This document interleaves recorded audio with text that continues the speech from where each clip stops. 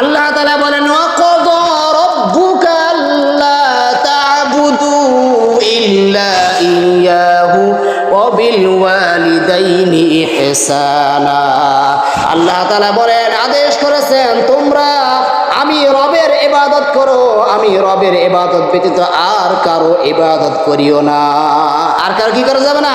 ইবাদত করা যাবে না। এই মেরাজ রাত্রিতে আল্লাহ তাআলা এই দফাগুলো দিয়ে দিচ্ছেন। এরপরে আল্লাহ বলতেছেন ওয়াবিল ওয়ালিদাইনি ইহসানা, তোমরা তোমাদের মা বাবার সাথে ভালো ব্যবহার করবে। কেন ভালো ব্যবহার করবে? ক্বালান নবী সাল্লাল্লাহু আলাইহি ওয়াসাল্লাম রিদার রাব্বি রিদাল ওয়ালিদি ওয়া সাখাতুর রাব্বি ফি সাখাতিল ওয়ালিদি। আল্লাহর পয়গম্বর সাল্লাল্লাহু আলাইহি ওয়াসাল্লাম বলেন মা বাবার সন্তুষ্টির মাঝেই হলো আমার আল্লাহর সন্তুষ্টি, আর মা বাবার অসন্তুষ্টির মাঝেই হলো আমার আল্লাহর অসন্তুষ্টি। কাজেই কেউ যদি আমার আল্লাহকে সন্তুষ্ট করতে চায় সে যেন তার মা বাবাকে সন্তুষ্ট রাখে। বলেন সুবহানাল্লাহ। ভাইয়েরা আমার, বিশেষ করে যাদের ঘরের মধ্যে বৃদ্ধ মা আছে, যাদের ঘরের মধ্যে বৃদ্ধ বাবা আছে, ও ভাইয়েরা আমার, আপনার ব্যবহারের কারণে যেন তারা কোনো কষ্ট না পায়। আপনি যদি দিনের বেলায় কষ্ট দেন, রাতের বেলায় আপনার বৃদ্ধ মা, আপনার বৃদ্ধ বাবা ওই বালিশের মধ্যে মাথাটা দিয়ে অতীতের কথা মনে করে, দিনের কষ্টের কথা মনে করে যখন নাকি চোখ দিয়ে এক ফোঁটা পানি বের করবে, ভাই কথাটা লিখে রাখেন, আপনার ধ্বংস ছাড়া আর কোনো উপায় থাকবে না। কিভাবে থাকবে না, কারণ মা বাবা চোখ দিয়ে পানি পড়বে, আর আপনি নামাজ পড়ে কপালে দাগ বানাইবেন, আপনি হজ করে আসবেন, আপনি বড় দাতা হয়ে যাবেন সমাজের মধ্যে, আপনার ওই হজ, আপনার ওই যাকাত, আপনার ওই নামাজ কোনো কাজে আসবে না। কথা বলেন ঠিক কি? যে মানুষ যেটা বলে যে গরু খাওয়া মুসলমান, আমাদের মুসলমানিত্বটা এরকম হয়ে গেছে যে আমরা গরুর গোশত খাইতে জানি, ইবাদত করতে জানি না, আল্লাহর হুকুম মানতে চাই না। অথচ এই যে নামাজটা যে পড়লাম আমরা, আজকে মসজিদটা কমসে কম ভরে যাওয়ার কথা ছিল, কারণ যেই নবীর উম্মত আমরা, যেই নবীকে ভালোবাসি, সেই নবী আজকের রাত্রিতেই কিন্তু আমাদের জন্য উপহার হিসেবে নামাজ নিয়ে আসছেন। কথা বলে ঠিক কিনা? তাহলে সেই রাত্রিতে আমরা নামাজের জন্য আসি না, নামাজ পড়ি না, এর থেকে দুর্ভাগ্যজনক মুসলমান আর কে হতে পারে, কারা হতে পারে?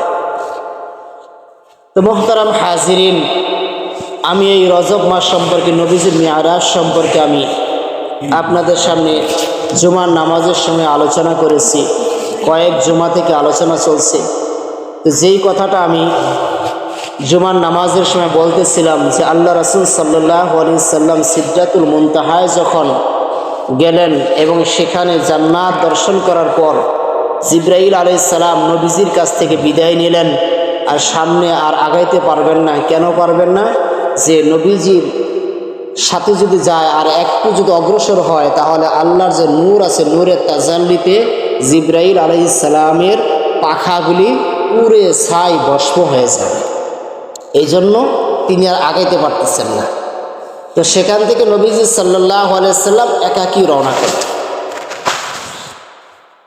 একাকী হাঁটতেছে যাইতেছে, হঠাৎ করে রফরফ নামের একটা জন্তু নবীজির সামনে চলে আসছে।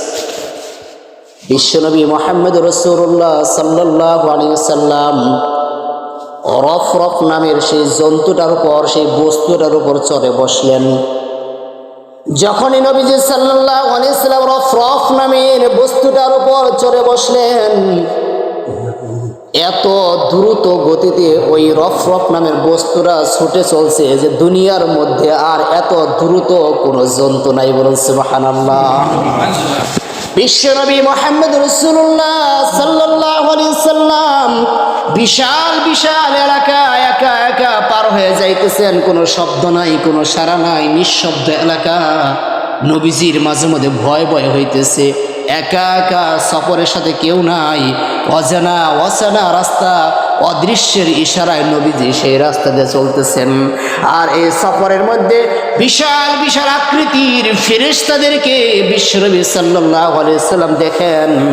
দেখতে দেখতে এক পর্যায়ে এত ভয়াল আকৃতির একজন ফেরেশতাকে দেখেন, যেই ফেরেশতা একটা এরকম সিংহাসনের মতো চেয়ারের মধ্যে বসে আছে।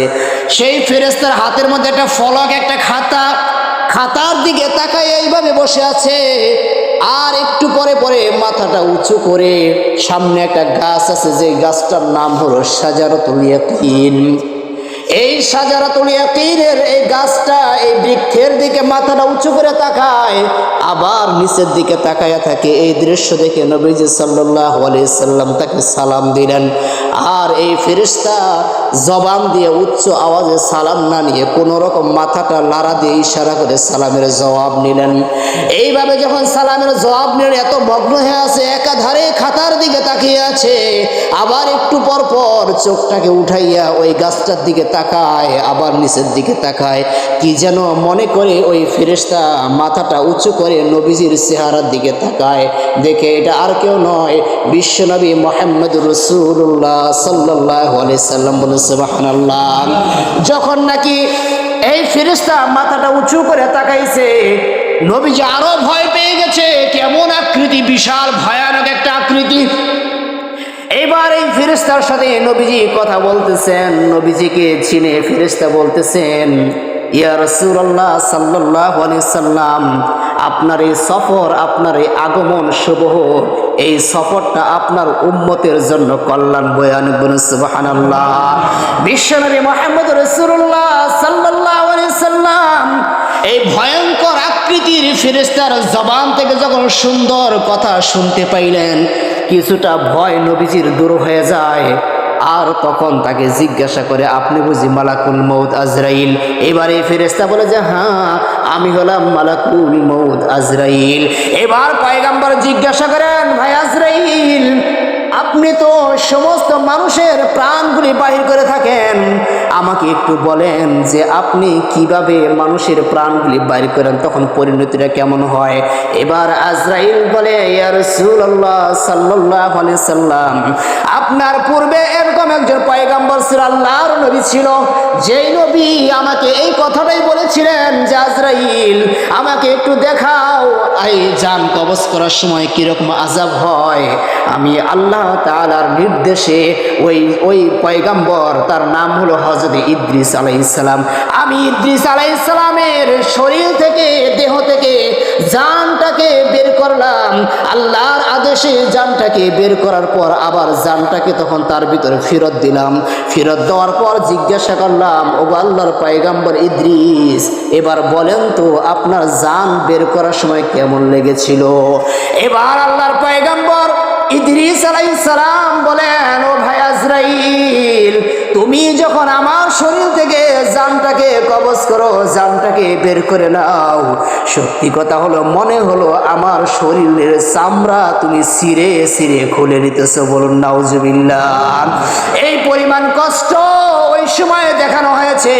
এবার আজরাইল বলেন, ওগো আল্লাহর পয়গম্বর, দুনিয়ার মধ্যে যত মানুষের প্রাণ আমি বের করেছি, আপনার থেকে সহজভাবে আর কোনো প্রাণ আমি বের করি নাই। ভাইয়েরা আমার, এই কথা যখন নাকি আল্লাহর পয়গম্বর সাল্লাল্লাহু আলাইহি সাল্লাম শুনলেন, শোনার পরে নবীজির চেহারাটা মলিন হয়ে যায়, উম্মতের কথা ভেবে মলিন হয়ে যায়, পেরেশান হয়ে যায়। আর নবীজি কষ্টে এরকম চোখ দিয়ে পানি ঝরঝর করে পড়তেছে। এবার মালাকুল মউত আজরাইল আল্লাহর পয়গম্বরকে ডাক দিয়ে, ইয়া রাসূলুল্লাহ সাল্লাল্লাহু আলাইহি সাল্লাম, ওগো আল্লাহর পয়গম্বর, চিন্তা করবেন না, টেনশন করবেন না, আমাকে আল্লাহ তাআলা আদেশ করে দিয়েছেন, আপনার কোনো মুমিন উম্মত, আপনার কোনো ঈমানদার উম্মত, যে উম্মত আপনাকে অনুসরণ করবে, আপনাকে মানবে, এরকম উম্মতকে যখন প্রাণ বের করব, জান কবজ করব, একজন দুনিয়ার মধ্যে একটা দুধ পান করনেওয়ালা শিশু যেমন মায়ের কোলের মধ্যে দুধ পান করতে করতে ঘুমায়া যায়, আপনার মুমিন বান্দা ওইরকম ভাবে ঘুমায়া যাবে। বলুন সুবহানাল্লাহ।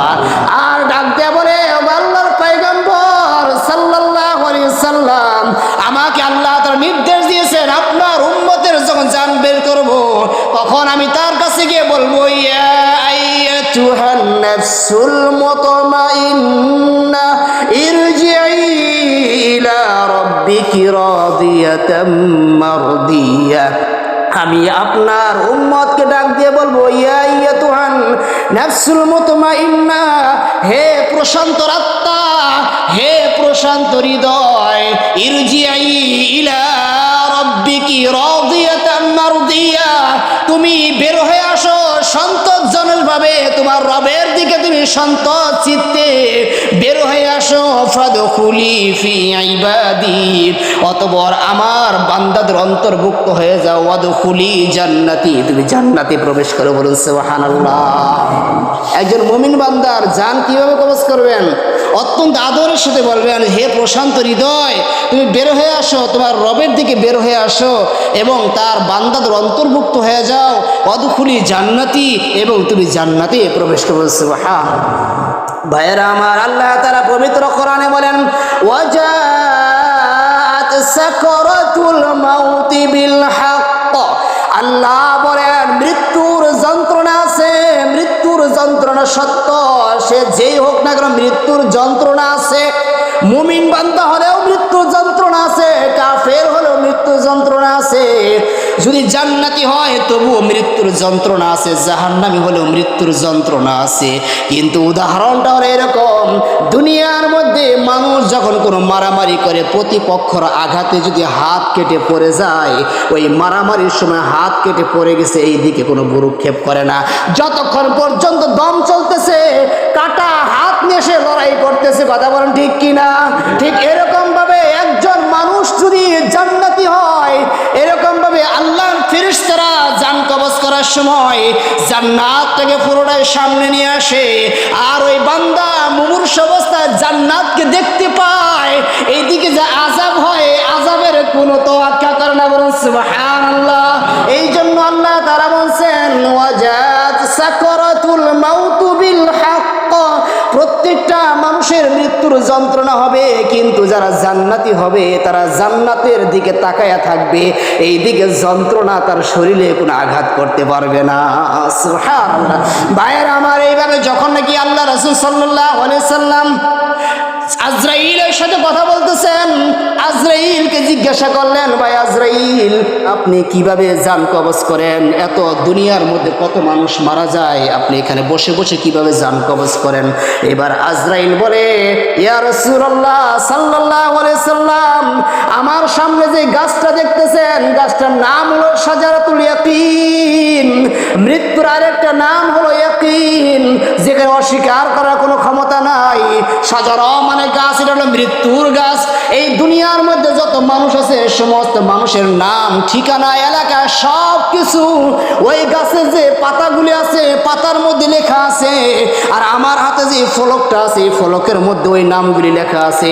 যখন নাকি একজন মানুষের মৃত্যুর সময় ঘনিয়ে আসে, রিজিকের ফেরেশতা তার কাছে রিজিক পৌঁছাইতে থাকে। যখন সময় শেষ হয়ে যায়, পাতাটা আস্তে আস্তে হলুদ বর্ণ ধারণ করে। এইভাবে পাতাটা যখনই গাছ থেকে ছিঁড়ে নিচে পড়ে যায়, আমি আমার খাতার থেকে তার নামটা মুছে দিই, আর তার জানটা কবজ হয়ে যায়। বলুন সুবহানাল্লাহ।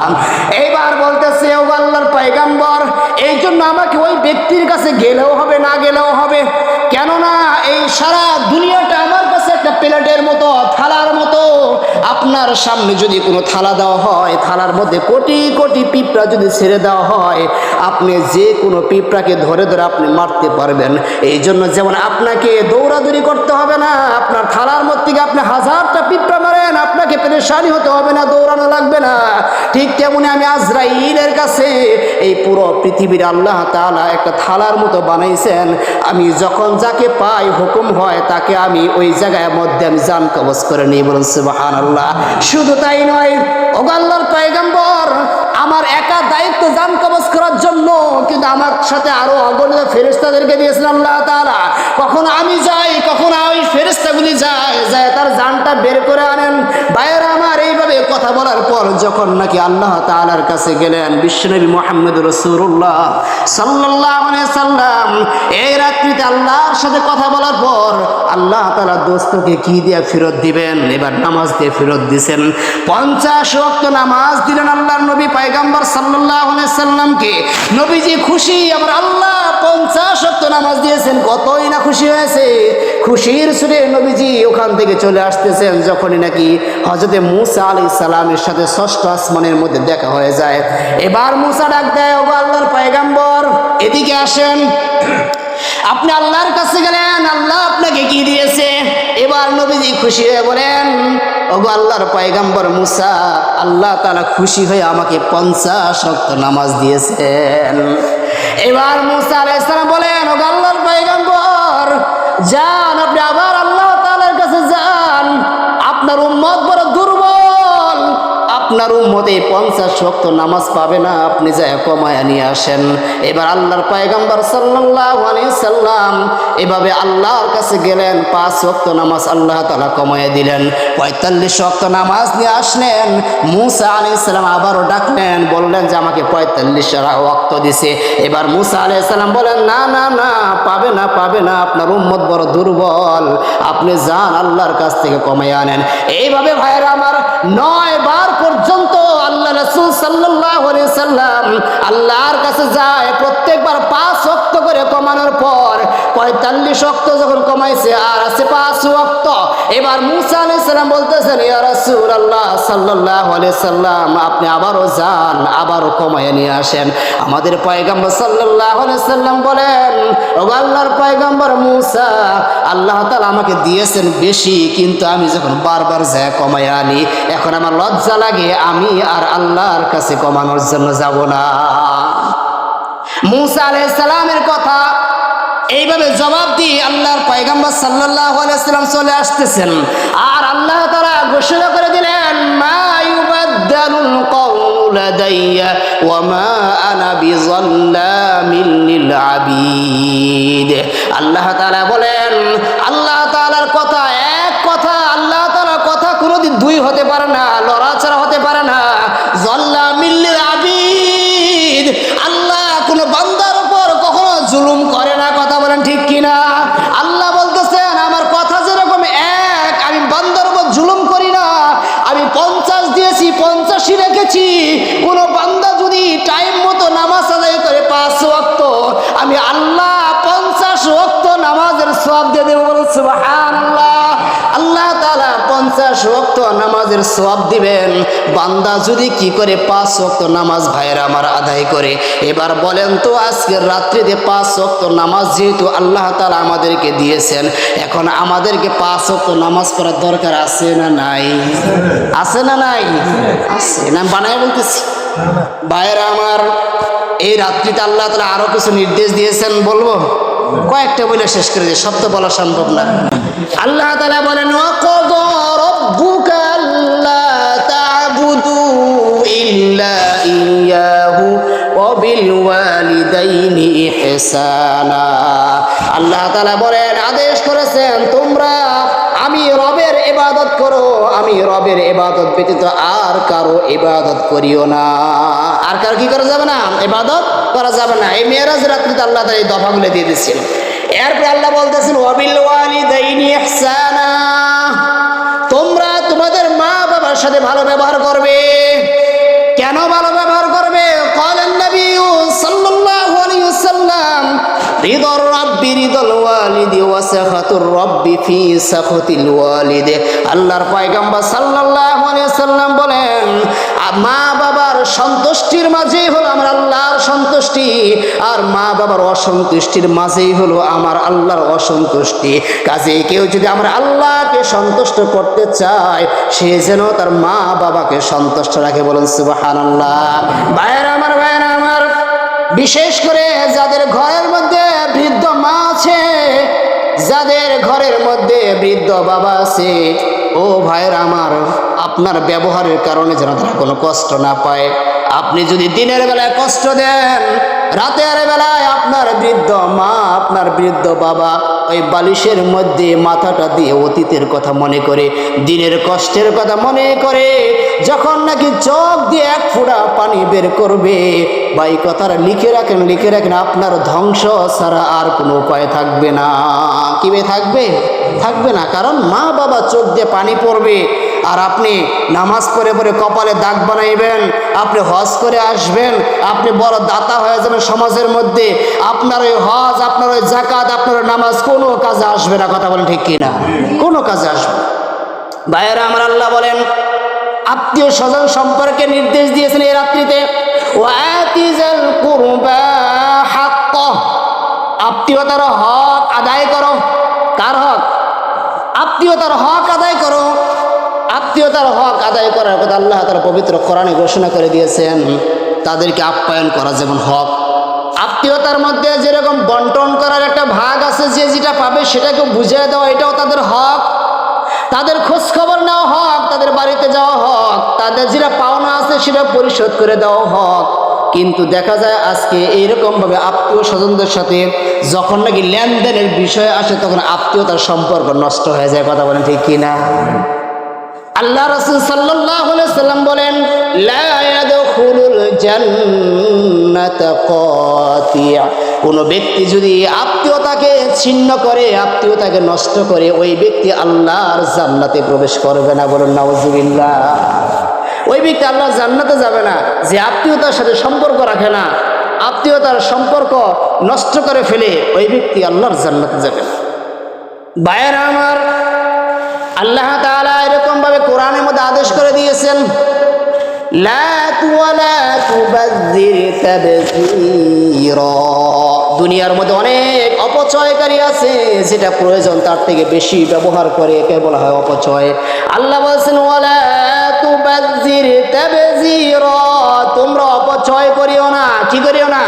অপচয় করিও না। আমরা শুধু এতদিন শুনেছি যে অপচয়কারী শয়তানের ভাই, আমরা তো মনে করি এটা একটা প্রবাদ, এটা একটা বাংলা কথা। না না না, বাংলা কথা না। আল্লাহ কোরআনে বলতেছেন, ইন্নাল মুবাযযিরিনা কানু ইখওয়ানাশ শায়াতিন। আল্লাহ বলতেছেন নিশ্চয় অপচয়কারী হলো শয়তানের ভাই। শয়তানের কি ভাই? ভাই। অপচয় করা যাবে? অপচয় করা যাবে না। এবার কিভাবে ব্যয় করব এটাও আল্লাহ বলে দিয়েছেন। আমি কৃপণ হব কিনা, আমি উদার মন মানসিকতা হব কিনা, এটা আল্লাহ বলে দিয়েছেন। ওয়ালা তাজআল ইয়াদাকা মাগলুলাতান ইলা উনুকিকা ওয়ালা তাবসুতহা কুল্লাল বাসতি ফাতাকউদা মালুমান মাহসুরা। রব্বুল আলামিন বলতেছেন তুমি কৃপণতা করিও না, কারণ কৃপণতা করলে লোকে তোমাকে ঘৃণা করবে। কথা বলেন ঠিক কিনা? কৃপণতা করলে সমাজের লোকেরা তোমাকে ঘৃণা করবে। আবার উদার মনে হয় না, তাহলে তুমি নিঃস্ব হয়ে যাবে। এই জন্য কি করবা? স্বাভাবিক থাকবা, স্বাভাবিক থাকবা। লোকে যেন তোমাকে কৃপণ না বলে, আবার তুমি উদার মনে দিয়ে দিবা, এরকম যেন আবার তুমি নিঃস্ব হয়েও না যাও। এই জন্য তুমি স্বাভাবিক মৃত ব্যয় হবা, একেবারে শক্তও হবে না, একেবারে নরমও হবে না। আল্লাহ শিখেছেন। কে দিয়েছেন ভাই? আল্লাহ শিখিয়ে দিয়েছেন। আল্লাহ আবার কোরআনে শিখিয়ে দিয়েছেন। কি দিয়েছেন? ওয়ালা তাকতুলু আওলাদাকুম খাশিয়াতা ইমলাক নাহনু নারযুকুকুম ওয়া ইয়্যাকুম। দুনিয়ার মধ্যে মানুষ সন্তান নেওয়া বন্ধ করে দেয় ওষুধ খেয়ে, বিভিন্ন পদ্ধতিতে। আল্লাহ বলেন কেউ যদি এরকম মনে করে যে সন্তান আছে তাকে আমি কি খাওয়াবো, এটা মনে করে যদি কেউ সন্তানকে নষ্ট করে, সন্তানকে হত্যা করে, সে গুনাহগার হবে। বলে নাউজুবিল্লাহ। সেটাকে, কারণ সন্তানকে হত্যা করা হারাম। আজকে দুনিয়ার মধ্যে শুধু পেটের সন্তান নষ্ট করে না, বরং এরকম মানুষ আছে খাবারের অভাবে নিজের সন্তানকে, নিজের মা বাবা হত্যা করে। আছে না নাই? আছে। যারা কবর থেকে তারা যা পায় এগুলা, নিজের সন্তানকে নিজের মা নিজের বাবা কি করছে? হত্যা করে ফেলেছে। কিসের অভাবে? খাবারের অভাবে। আল্লাহ তাআলা বলেন নাহনু নারযুকুকুম ওয়া ইয়্যাকুম। আমি আল্লাহ তাআলাই তো তোমাদের মতো তাদেরকেও রিজিক দান করি। বলুন সুবহানাল্লাহ। আল্লাহ তাআলা ব্যভিচার সম্পর্কে রাত্রিতে বলেছেন, ওয়ালা তাকরাবুজ জিনা ইন্নাহু কানা ফাহিশা ওয়া সাআ সাবিলা। আল্লাহ তাআলা বলেন তোমরা জিনা ব্যভিচারের ধারে কাছেও যাও না, এটা হলো একটা নিকৃষ্টতম একটা কাজ। কথা বলেন ঠিক কিনা? আজকে সমাজের মধ্যে দেখবেন এমন এমন মানুষের সাথে নষ্টামিটা হয়, কল্পনাও করা যায় না। আজকে অধিকাংশ মেয়েরা ধর্ষিত হয় ঘরের মধ্যে, মামাতো ভাই, খালাতো ভাই, চাচাতো ভাই, ফুফাতো ভাইয়ের সাথে। কথা বলেন ঠিক কিনা? খোঁজ নিয়ে দেখবেন। আমরা তো তাদের সামনে শুধু ভাই তো হয় না, ভাই ভাই না, ভাই না, ও ওর জন্য ভয়ঙ্কর। আজকে দেখবেন স্ত্রী স্বামীর সাথে ভালো ব্যবহার করে না, পাশের বাড়ি একজন আছে ভাবি কইরা ডাকে, তার সাথে খুব সুন্দর ব্যবহার করে। এরকম আছে না নাই? যখনই দেখবেন মনে করবেন এর মধ্যে ভেজাল আছে, ভেজাল আছে, ভাবির খোঁজ খবর নেওয়ার মধ্যে ভেজাল আছে। এই জন্য সাবধান সাবধান, এই সমস্ত জায়গা থেকে নিজের মেয়েকে, নিজের বোনকে, নিজের ভাতিজি ভাগ্নিকে, নিজের স্ত্রীকে সতর্ক রাখার দরকার আছে না নাই? আল্লাহ তাআলা পবিত্র কোরআনে আবার বলতেছেন, ওয়ালা তাকতুলুন নাফসাল্লাতী হারামাল্লাহু ইল্লা বিল হাক্কি ওয়ালা ইয়াজনুন। আল্লাহ বলতেছেন, খবরদার খবরদার, তোমরা মানুষকে হত্যা করিও না, যেগুলোকে হত্যা করে আল্লাহ তারা হারাম করে দিয়েছেন। ন্যায়সঙ্গত হত্যা করা জায়েজ আছে। একজন অপরাধ করেছে, তার শাস্তি মৃত্যুদণ্ড হতে পারে, কোরআন বলছে তাকে মৃত্যুদণ্ড দাও, সমস্যা নাই। কিন্তু বিনা অপরাধে, বিনা কারণে মানুষকে হত্যা করা হারাম। কি বলেন? হারাম। বিনা অপরাধে মানুষকে হত্যা করা হারাম। আজকে দেখা যায় রাজনীতি নিয়ে মানুষকে হত্যা করা হয়, মানুষের সাথে জায়গা জমি নিয়ে হত্যা করা হয়, এমনকি টাকা পয়সা নিয়েও মানুষকে হত্যা করা হয়। কথা বলেন ঠিক কি না? এগুলো আল্লাহ তাআলা নিষেধ করে দিয়েছেন। কোন রাত্রি? এই যে মেরাজের মধ্যে আল্লাহ তাআলা আরেকটা জিনিস বলেছেন, ওয়ালা তাকরাবুল ইয়াতীম ওয়ালা তাকরাবু মালাল ইয়াতীম ইল্লা বিল্লাতী হিয়া আহসানু হাত্তা ইয়াবলুগা আশুদ্দাহ। আল্লাহ বলছেন, তোমরা খবরদার খবরদার, এতিমের মালের ধারে কাছেও তোমরা যাও না কল্যাণ ব্যতীত। কি ব্যতীত? এতিমের ভালো ছাড়া তোমরা খারাপের নিয়তে, তার অকল্যাণের নিয়তে তোমরা তার মালের ধারে কাছেও যাও না, যতক্ষণ পর্যন্ত জ্ঞান বুদ্ধি সম্পন্ন না হবে। আজকে আল্লাহ তাআলা আদেশ করলেন যে তোমরা এতিমের মালের ধারে কাছেও যাও না, তার কল্যাণ ব্যতীত সে বালেগ হওয়ার আগ পর্যন্ত তোমরা যাও না। আর আজকে সমাজের মধ্যে দেখবেন, দেশের মধ্যে দেখবেন, এলাকার মধ্যে দেখবেন, এরকম মানুষ খোঁজে যে কোন জায়গায় এতিম আছে, এতিম আছে, তাকে এরকমভাবে আয়ত্ত করে নাও, তাকে নিজের লালন পালনের মধ্যে নিয়ে নাও। কিসের উদ্দেশ্যে? তার সম্পত্তির উদ্দেশ্যে। কথা বলেন ঠিক কিনা? আমার কাছে একটা ছাত্র আছে, তার দাদা নিজে ওই ছেলেটাকে হত্যা করার খুব চেষ্টা করেছে। তার বাবা মারা যাওয়ার পরে 3 মাস বয়সে তার বাবা মারা যায়। ওই ছেলেটা প্রথম থেকে আমার কাছে দিয়ে রাখছে, পাটগ্রামে থাকতে এখন আমার সাথেই আছে। ওই ছেলেটা হ্যাজ্য পড়তেছে, দেখলে মায়া লাগে। অথচ তার দাদা এরকম আপ্রাণ চেষ্টা করছে যে এই ছেলেটাকে কীভাবে হত্যা করা যায়। কিসের জন্য? সম্পদের জন্য। কিসের জন্য ভাই? সম্পদের জন্য। এতিমের সম্পদ, সাবধান, এতিমের কোনো সম্পদ যেন পেটের মধ্যে না যায়। প্রয়োজন না খেয়ে থাকবো, কিন্তু এতিমের সম্পদ পেটের মধ্যে দিব না। পারবো তো ইনশাআল্লাহ? আল্লাহ তাআলা বলেন, ওয়াউফু বিল আহদি ইন্নাল আহদা কানা মাসউলা। দুনিয়ার মধ্যে তোমরা বিভিন্ন জায়গার মধ্যে ওয়াদাবদ্ধ হও। ওয়াদাবদ্ধ হয় কি হয় না? ওয়াদাবদ্ধ হয়। বিভিন্ন জায়গায় ওয়াদাবদ্ধ হয়। কত জায়গায় ওয়াদাবদ্ধ হয়? দানের জায়গায় ওয়াদাবদ্ধ হয়, আত্মীয় স্বজনদের জায়গায় ওয়াদাবদ্ধ হয়, বাজারে মানুষের সাথে ওয়াদাবদ্ধ হয়, মসজিদের মধ্যে ওয়াদাবদ্ধ হয়। কিন্তু ওয়াদার খেলাপ কি করে? কাজ করে। আল্লাহ বলছে, ওয়াউফু বিল আহদ ইন্নাল আহদা কানা মাসউলা। এই যে তোমরা ওয়াদা করেছো, মনে রাখবে প্রত্যেকটা ওয়াদার প্রশ্নের সম্মুখীন আল্লাহ তাআলার কাছে হতে হবে। কথা বলে ঠিক কিনা? এটা আল্লাহ বলেছে। এইভাবে মুহতারাম হাজিরিন 14টা দফা আল্লাহ তাআলা দিয়েছেন। ব্যবসা সম্পর্কে দিয়েছেন, রাষ্ট্র সম্পর্কে দিয়েছেন, শিরক সম্পর্কে দিয়েছেন। মানুষ দম্ভ করে, অহংকার করে চলে দুনিয়ার মধ্যে, এই সমস্ত সব কিছু আল্লাহ তাআলা এই রাত্রির মধ্যে দিয়েছেন। অর্থাৎ 14টা যে দফা দিয়েছেন, এই 14টা দফা যদি কোনো এলাকার মধ্যে, কোনো মহল্লার মধ্যে, কোনো রাষ্ট্রের মধ্যে মানে অনুসরণ করে, ওই এলাকা, ওই মহল্লা, ওই রাষ্ট্র একটা স্বর্ণের রাষ্ট্রে পরিণত হবে। বলেন সুবহানাল্লাহ। এই জন্য ভাই আমি আপনাদের কাছে আজকে বিনীতভাবে হাত জোর করে বলবো, রাগ করলেন নাকি? একটু সময় বেশি গেল? বিনীতভাবে বলবো, এখানে যারা আসছি আজকে দেখেন এমন একটা রাত, যে রাত্রের মধ্যে আল্লাহ তাআলা আমাদের জন্য 5 ওয়াক্ত নামাজ দিয়েছেন। নামাজ ছাড়া কোনো বিকল্প নাই। আপনার ঘর ছাড়া বিকল্প আছে, আপনার স্ত্রী সন্তান ছাড়া বিকল্প আছে, আপনার সংসার ছাড়া বিকল্প আছে। কিন্তু ভাই আপনার নামাজ ছাড়া কোনো বিকল্প নাই, কোনো বিকল্প নাই। আপনি দান করবেন, সওয়াব পাবেন, দান করবেন না, সওয়াব পাবেন না। আপনার উপর হজ ফরজ হয় নাই, আপনি করবেন না। আপনি রোজা ফরজ হয়েছে, রোজা করবেন। কিন্তু নামাজ এমন একটা ইবাদত, আপনি যেমন দান করলে সওয়াব পাবেন, না করলে সওয়াব পাবেন না। কিন্তু নামাজ হলো এমন ইবাদত যে যতক্ষণ পর্যন্ত আপনার জ্ঞান আছে ততক্ষণ পর্যন্ত আপনাকে নামাজ পড়তে হবে। যদি নামাজ ছেড়ে দেন, এটা শাস্তি যতক্ষণ না হবে ততক্ষণ পর্যন্ত এক পা ওই কিয়ামতের ময়দানে ওঠানোর সুযোগ নাই। এই জন্য ভাই আজকে রাত্রিতে মনে মনে ওয়াদাবদ্ধ হই, অতীত যা করেছি, কিন্তু আমরা এখন থেকে নামাজ পড়বো ইনশাআল্লাহ। বলি ইনশাআল্লাহ। আল্লাহ তাআলা আমাদের সবাইকে কবুল করে সকলে আমিন।